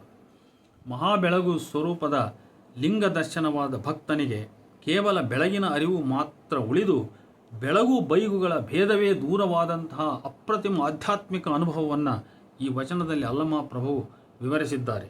ಇಂತಹ ಬಚ್ಚ ಬಯಲು ಸ್ವರೂಪದ ಲಿಂಗವು, ಶೂನ್ಯ ಸ್ವರೂಪದ ಲಿಂಗವು ಮುಟ್ಟಿ ಮಾಡುವ ಪೂಜೆಗೆ ದಕ್ಕದೆಂಬುದನ್ನು ಅಲ್ಲಮಪ್ರಭುವಿನ ಈ ಕೆಳಗಿನ ವಚನ ಸ್ಪಷ್ಟಪಡಿಸುತ್ತದೆ. ಬಟ್ಟ ಬಯಲ ಮಹಾಮನೆಯೊಳಗೊಂದು ಹುಟ್ಟದ ಹೊಂದದ ಶಿಶುವ ಕಂಡೆ, ಮುಟ್ಟಿ ಪೂಜಿಸ ಹೋದಡೆ ನೆಟ್ಟನೆ ಆ ಶಿಶು ತನ್ನುವ ನುಂಗಿತ್ತು, ಮುಟ್ಟಲಿಲ್ಲ ನೋಡಲಿಲ್ಲ ಪೂಜೆಗೆ ಕಟ್ಟಳೆ ಮುನ್ನಿಲ್ಲ ಗುಹೇಶ್ವರ ಬಯಲು ಅಂತ ಹೇಳ್ಬಿಟ್ಟು 1358ನೇ ವಚನ ಹೇಳುತ್ತೆ. ಶಿವಚೈತನ್ಯವು ಹೀಗೆ ಅಪ್ರತಿಮವೂ ಅನಂತವೂ ಅನೂಹ್ಯವೂ ಮನುಷ್ಯನ ದೇಹೇಂದ್ರಿಯಗಳಿಗೆ ನಿಲುಕದುದಾಗಿರುವುದರಿಂದ ಅದನ್ನು ಮುಟ್ಟಿ ಪೂಜಿಸ ಹೋದರೆ ಅದು ತನ್ನನ್ನೇ ತಾನು ನುಂಗಿಕೊಂಡು ಅಗೋಚರವಾಗಿ ವಿಸ್ಮಯವನ್ನು ಉಂಟು ಮಾಡುತ್ತದೆ. ಹಾಗಾಗಿ ಭಕ್ತನು ಮುಟ್ಟಲಾರ, ನೋಡಲಾರ, ಅವನ ಪೂಜೆಗೆ ಯಾವ ಕಟ್ಟಳೆ ರೀತಿ ನೀತಿಗಳಿಲ್ಲ. ಹಾಗೆಂದ ಮಾತ್ರಕ್ಕೆ ಅಲ್ಲಮಪ್ರಭು ಲಿಂಗ ಪೂಜೆಯನ್ನೇ ಒಟ್ಟಾರೆ ಸಾರಸಗಟು ತಿರಸ್ಕರಿಸುವುದಿಲ್ಲ. ಮನುಷ್ಯ ಜೀವಿಗೆ ಲಿಂಗ ಪೂಜೆ ಅವಶ್ಯಕ ಎಂತಲೂ ಹೇಳುತ್ತಾರೆ ಪ್ರಭು. ಅಂಗವುಳ್ಳನ್ನಬರ ಲಿಂಗ ಪೂಜೆಯು ಬೇಕು. ಲಿಂಗವೆಂಬ ಮೂರ್ತಿ ಉಳ್ಳನ್ನಬರ ಸಂದಿಲ್ಲದೆ ಅರ್ಪಿಸಬೇಕು. ಅಂಗವಳಿದು ಮತ್ತೆ ಲಿಂಗವೆಂಬ ಭಾವ ಹಿಂಗದಿರಬೇಕು. ಅದು ಗುಹೇಶ್ವರ ಲಿಂಗದ ಇರವು ಚಂದಯ್ಯ ಅಂತ ಹೇಳ್ಬಿಟ್ಟು 697ನೇ ವಚನ ಹೇಳ್ತಾರೆ. ಅಂದರೆ ಪೂರ್ತಿ ಲಿಂಗ ಪೂಜೆಯನ್ನು ನಿರಾಕರಿಸ್ಬಿಡ್ತಾರೆ ಅಂತ ಅಲ್ಲ, ಆ ರೀತಿ ಅರ್ಥ ಮಾಡಬಾರ್ದು ಎಂದು ನುಲಿಯ ಚಂದಯ್ಯನಿಗೆ ಇಲ್ಲಿ ಉತ್ತರಿಸಿದ್ದಾರೆ. ಇಲ್ಲಿ ಲಿಂಗವು ಮೇಲೆ ಅರ್ಚಿಸಿದಂತಹ ಬಯಲು ಪ್ರಕಾಶದ ಸೂಚಕವಲ್ಲ. ಅಂತಹ ಬಯಲು ಪರಬ್ರಹ್ಮದ ಕುರುಹಾಗಿ ಬಂದು ಕರಸ್ಥಳದಲ್ಲಿರತಕ್ಕಂಥ ಇಷ್ಟಲಿಂಗ. ಮೇಲೆ ಚರ್ಚಿಸಿದಂತೆ ಲಿಂಗಕ್ಕೆ ಅಗೋಚರ, ಅಮೂರ್ತ, ಬೆಳಕು, ಪ್ರಕಾಶ, ಬಯಲು ಇಂತಹ ಸ್ವರೂಪಗಳು ಮತ್ತು ಕರಸ್ಥಳದ ಇಷ್ಟಲಿಂಗದಂತಹ ಮೂರ್ತ ಸ್ವರೂಪವಿದ್ದಾಗ್ಯೂ ಅದರ ಇನ್ನೊಂದು ಆಯಾಮವು ಈ ಮನುಷ್ಯ ಜೀವಿಯ ಆತ್ಮೇಂದ್ರಿಯಾತ್ಮಕವಾದ ಕಾಯ ಅಂಗದ ಸಂಬಂಧವೂ ಇದೆ ಎಂಬುದನ್ನು ಅಲ್ಲಮರ ಅನೇಕ ವಚನಗಳು ಸ್ಪಷ್ಟಪಡಿಸುತ್ತವೆ. ಭಕ್ತ, ಶರಣ, ಗುರು, ಜಂಗಮರಾದವರ ಕಾಯವೂ ಲಿಂಗವು ಅಭಿನ್ನವಾದವು ಎಂಬುದನ್ನು ಇಂತಹ ವಚನಗಳು ಪ್ರತಿಪಾದಿಸುತ್ತವೆ. ಉದಾಹರಣೆಗೆ ಅಲ್ಲಮ ಪ್ರಭುವಿನ 709ನೇ ವಚನ. ಈ 3 ವಚನಗಳು ನಿಸ್ಸಂದೇಹವಾಗಿ ಲಿಂಗವು ಮನುಷ್ಯನ ಅಂಗದೊಳಗೇ ಇದೆ ಎನ್ನುತ್ತವೆ. ಅಂಗದೊಳಗಣ ಲಿಂಗ, ಲಿಂಗದೊಳಗಣ ಅಂಗ, ಅಂಗಲಿಂಗ ಸಂಘ ಹಿಂಗದಂತೆ ಮಾಡಿರೆ. ದೇವದೇವ ಎಂಬಿರಿ ಬಲ್ಲವರು, ಲಿಂಗವ ಬಲ್ಲವರು ಹಿಡಿದುಕೊಳ್ಳಿರೆ. ತಾಸತ್ತು ಲಿಂಗವ ಕೂಡಿಹೆನೆಂದಡೆ ಗುಹೇಶ್ವರಂಗೆ ಬೇರೊಂದು ಠಾವುಂಟೆ ಹೇಳಿರೆ ಅಂತೇಳಿ 709ನೇ ವಚನ ಹೇಳುತ್ತೆ. ಅಂಗದೊಳಗೆ ಮಹಾಲಿಂಗವಿರಲು ಕೈಯ ಲಿಂಗ ಬಿದ್ದಿತ್ತೆಂದು ನೆಲದೊಳಗೆ ಅಂಗವ ಹೂಳಿ ಭಂಗ ಪಡುವರಲ್ಲ ಗುಹೇಶ್ವರ ಲಿಂಗ ವರಿಯದ ಜಡರು ಅಂತೇಳಿ 710ನೇ ವಚನ ಹೇಳುತ್ತೆ. ಈ ವಚನಗಳಲ್ಲಿ ಬಹಳ ಸ್ಪಷ್ಟವಾಗಿ ಅಲ್ಲಮ ಮನುಷ್ಯನ ಆತ್ಮ, ಜೀವ, ಪ್ರಾಣವನ್ನೇ ಲಿಂಗವೆಂದು ಪರಿಭಾವಿಸಿದ್ದಾರೆ. ಈ ಆತ್ಮವು ಪರಮಾತ್ಮವು ಅಭಿನ್ನ. ಹಾಗಾಗಿ ನಿರಾಕಾರ ಬಯಲು ಸ್ವರೂಪಿ ಪರಬ್ರಹ್ಮನ ಕುರುಹಾದ ಇಷ್ಟಲಿಂಗವು ಕರಸ್ಥಳದೊಳಗಿನ ಮೂರ್ತಿ. ಇದು ಕೆಳಗೆ ಬಿದ್ದದ್ದೇ ಮಹಾಪಾತಕವೆಂದು ಕಟ್ಟಳೆಯ ವಿಧಿಸಿಕೊಂಡು ಜೀವ ಸಮಾಧಿ ಹೋಗುತ್ತಿದ್ದಂತಹ ಮೂಢರನ್ನು ಜಡರು ಎಂದು ಜರೆದು ಜಂಕಿಸಿದ್ದಾರೆ ಅಲ್ಲಮ ಪ್ರಭು. ಒಳಗಿನ ಆತ್ಮವೇ ನಿಜವಾದ ಲಿಂಗ. ಹೀಗಿರಲು ಕೈಯಲ್ಲಿನ ಕುರುಹು ಬಿದ್ದರೇನು ನಷ್ಟ? ಇದಕ್ಕೇಕೆ ಜೀವಹಾನಿ? ಇದು ಅಲ್ಲಮನ ಪ್ರಶ್ನೆ. ಆದ್ದರಿಂದ ಜೀವಹಾನಿ ಮಾಡಿಕೊಳ್ಳದೆ ತನ್ನೊಳಗಿನ ಲಿಂಗವನ್ನು ಜೀವಂತವಿರುವಾಗಲೇ ಕೂಡಿಕೊಳ್ಳಿರೆಂದು ಅಲ್ಲಮ ಪ್ರಭು ಈ ಕೆಳಗಿನಂತೆ ಸಲಹೆ ನೀಡಿದ್ದಾರೆ. ಅಂಗದೊಳಗೆ ಲಿಂಗ, ಲಿಂಗದೊಳಗೆ ಅಂಗ, ಅಂಗವಿಲ್ಲದೆ ಬೇರೆ ಸಂಘವಿಲ್ಲ ಕಾಣಿರೆ. ಅದೆಂತೆಂದರೆ ಲಿಂಗಸ್ಥಲಂ ಶಿವ ಸಾಕ್ಷಾತ್ ಜೀವಾತ್ಮಾಂಗಸ್ಥಲಂ ಭವೇತ್. ಲಿಂಗಾಂಗಸ್ಥಳಯೋರೈಕ್ಯಂ ಶಿವಜೀವೈಕ್ಯಮೇವ ಹಿ ಎಂಬುದಾಗಿ ಲಿಂಗವಿದ್ದಡೆಯೇ ನೀವು ತಿಳಿದು ನೋಡಿ ಕೂಡಿಕೊಳ್ಳಿ. ಕಾಯ ಒಳಿಯದ ಮುನ್ನವೇ ಕೂಡಿಕೊಳ್ಳಬಲ್ಲಡೆ ಗುಹೇಶ್ವರನು ಬೇರೆಲ್ಲ ಕಾಣಿರೆ ಅಂತ ಹೇಳ್ಬಿಟ್ಟು 711ನೇ ವಚನ ಹೇಳುತ್ತೆ. ಇಲ್ಲಿ ಬಹಳ ಮುಖ್ಯವಾಗಿ ನಾವು ಗಮನಿಸಬೇಕಾದದ್ದು ಆತ್ಮ, ಜೀವ, ಪ್ರಾಣಸ್ವರೂಪಿ ಲಿಂಗವು ಮನುಷ್ಯನ ಅಂತರಂಗದೊಳಗಿದ್ದು ಅದನ್ನು ಅರಿಯುವ ಸಾಧನವೇ ಇಷ್ಟಲಿಂಗ ಪೂಜೆ ಎಂದರೆ ತನ್ನೊಳಗಿರುವ ಲಿಂಗ ದರ್ಶನದ ಧಾರ್ಮಿಕ ಪರಿಕ್ರಮವಷ್ಟೇ. ಆದರೆ ಅದು ಕೇವಲ ಬಾಹ್ಯಕರ್ಮವಾಗದೆ ಈ ಹಿಂದೆ ವಿವರಿಸಿದಂತಹ ಒಂದು ಆಧ್ಯಾತ್ಮಿಕ ಅನುಭೂತಿಯಾಗಬೇಕು ಅನ್ನುವಂಥದ್ದು ಒಂದು ಶರಣರ ಇಚ್ಛೆ. ಹಾಗಾಗಿ ಹಿಂದೂ ಧರ್ಮದಲ್ಲಿ ಹೇಗೆ ಮೂರ್ತಿಗಳ ಪೂಜೆ ಅಂದರೆ ನಾವಾಗಲೇ ಸ್ವಾಮಿ ವಿವೇಕಾನಂದರ ವಿವರಣೆಯಲ್ಲಿ ಕಂಡಂತೆ ಅದನ್ನು ನಾವು ಪರಬ್ರಹ್ಮನ ಪ್ರತೀಕ ಅಂತ ಹೇಳಿ ಆ ಭಾವನೆಯಿಂದ ಪೂಜಿಸಿದರೆ ಮಾತ್ರ ಅದು ದೇವರಾಗ್ತದೆ. ಅದೇ ರೀತಿ ಇಲ್ಲಿ ಕೂಡ ಇಷ್ಟಲಿಂಗ ಪೂಜೆ, ಸ್ಥಾವರಲಿಂಗವನ್ನು ಶರಣರು ನಿರಾಕರಿಸುತ್ತಾರೆ. ಇದು ಬಹಳ ಸ್ಪಷ್ಟ. ಸ್ಥಾವರಲಿಂಗ ಶರಣಧರ್ಮ ತತ್ವ ಶರಣ ಪ್ರತಿಪಾದಿತ ವೀರಶೈವ ಲಿಂಗಾಯತ ಧರ್ಮದಲ್ಲಿ ಸ್ಥಾವರಲಿಂಗ ಪೂಜೆಗೆ ಅವಕಾಶ ಇಲ್ಲ. ಇವರು ಪ್ರಿಫರ್ ಮಾಡ್ತಕ್ಕಂಥದ್ದು ಇಷ್ಟಲಿಂಗ ಮಾತ್ರ. ಆ ಇಷ್ಟಲಿಂಗವಾದರೂ ಕೂಡ ಅದು ಪರಬ್ರಹ್ಮ ಮತ್ತು ಜೀವಾತ್ಮ ಇವರ ಕೂಡಿಕೆಯ ಸಂಕೇತ. ಹಾಗಾಗಿ ಆ ರೀತಿ ಅಂತರಾತ್ಮ ಜೀವಾತ್ಮ ಇವೆರಡರ ಸಂಯೋಗದ ಸಂಕೇತವಾದ ಇಷ್ಟಲಿಂಗ ಧಾರಣೆ, ಇಷ್ಟಲಿಂಗ ದೀಕ್ಷೆ, ಇಷ್ಟಲಿಂಗ ಪೂಜೆ ಇವುಗಳನ್ನು ಶರಣರು ಕಡಾಕಡಿ ನಿರಾಕರಿಸುವುದಿಲ್ಲ. ಆದರೆ ಇವರ ಒತ್ತು ಎಲ್ಲಿದೆ ಅಂತ ಹೇಳಿದರೆ ಕೇವಲ ಬಾಹ್ಯಕರ್ಮ ಪೂಜೆಗೆ ಇವರು ನಿಲ್ಲಲ್ಲ. ಇವರು ಮುಂದುವರೆದು ಇವರ ತಾತ್ವಿಕ ಔನ್ನತ್ಯ ಅಂದರೆ ಒಬ್ಬ ಭಕ್ತ ತನ್ನ ಆಧ್ಯಾತ್ಮಿಕ ಸಾಧನೆಯಲ್ಲಿ ಎತ್ತರಕ್ಕೆ ಹೋದಂತೆ ಅವನು ಈ ಪರಿಕರಗಳನ್ನು ಬಿಟ್ಟು ಅಂದರೆ ಲಿಂಗ ಪೂಜೆ ಇತ್ಯಾದಿಗಳನ್ನು ಬಿಟ್ಟು ಅವುಗಳಿಂದ ಬಹುಶಃ ದೂರವಾಗಿ ಅಥವಾ ಅವುಗಳನ್ನು ಅಮಾನ್ಯ ಮಾಡಿ ಅಥವಾ ಅವುಗಳನ್ನು ಅಪ್ರಾಮುಖ್ಯಗೊಳಿಸಿ ತನ್ನೊಳಗಿನ ಆತ್ಮ, ತನ್ನೊಳಗಿನ ಪ್ರಾಣ, ತನ್ನೊಳಗಿನ ಜೀವ ಇದನ್ನೇ ಅವನು ತಾನು ಲಿಂಗ ಎಂದು ಭಾವಿಸಿ ಅದನ್ನು ಪೂಜಿಸ್ತಕ್ಕಂಥದ್ದು, ಅದರೊಂದಿಗೆ ಅನುಸಂಧಾನ ಮಾಡಿಕೊಳ್ತಕ್ಕಂಥದ್ದು. ಹಾಗಾಗಿ ಕಾಯ ಒಳಿಯದ ಮುನ್ನವೇ ಕೂಡಿಕೊಳ್ಳಬಲ್ಲಡೆ ಗುಹೇಶ್ವರನು ಬೇರಿಲ್ಲ ಕಾಣಿರಿ, ಅವನು ನಿಮ್ಮೊಳಗೆ ಇದ್ದಾನೆ ಅಂತ. ನೀವು ಜೀವ ಗಟ್ಟಿ ಇರುವಾಗಲೇ ಈ ಅಂತರಾತ್ಮ ಪರಮಾತ್ಮರ ಸಂಬಂಧವನ್ನು ಅರ್ಥ ಮಾಡಿಕೊಳ್ಳಿ. ನೀವು ಅವನು ಬೇರೆ ಬೇರೆ ಅಲ್ಲ ಅನ್ನೋದನ್ನು ತಿಳಿದುಕೊಂಡ್ಬಿಟ್ರೆ ಆ ಪರಮಾತ್ಮ ಅಥವಾ ಆ ಲಿಂಗ ಅದು ನಿನ್ನೊಳಗೇ ಇದೆ ಅನ್ನುವಂಥದ್ದು. ಈ ಎತ್ತರಕ್ಕೆ ತಮ್ಮ ತತ್ವವನ್ನು ಎತ್ಕೊಂಡು ಹೋಗ್ತಾರೆ. ಆದ್ದರಿಂದ ಇಲ್ಲಿ ಪ್ರತೀಕ ಪೂಜೆ ಇದ್ದಾಗ್ಯೂ ಅದನ್ನು ಶರಣತತ್ವ ಏನು ಮಾಡ್ತತಿ, ಅದರ ಅತ್ಯುನ್ನತ ಪ್ರತಿಪಾದನೆಯ ಹಂತದಲ್ಲಿ ಅದನ್ನು ಗೌಣಗೊಳಿಸಿ ಪ್ರಾಣಲಿಂಗವನ್ನು ಆತ್ಮಲಿಂಗವನ್ನು ಅದು ಪ್ರಿಫೇರ್ ಮಾಡ್ತದೆ ಅಂತ ಇಷ್ಟು ಹೇಳ್ತಾ ಇಲ್ಲಿಗೆ ಈ ವಿಡಿಯೋ ಕಾರ್ಯಕ್ರಮವನ್ನು 8ನೇದನ್ನು ಮುಗಿಸ್ತಾ ಇದ್ದೇನೆ. ಇನ್ನು 9ನೇ ವಿಡಿಯೋದಲ್ಲಿ ನಾವು ಮತ್ತೆ ಭೇಟಿಯಾಗೋಣ. ನಮಸ್ಕಾರ.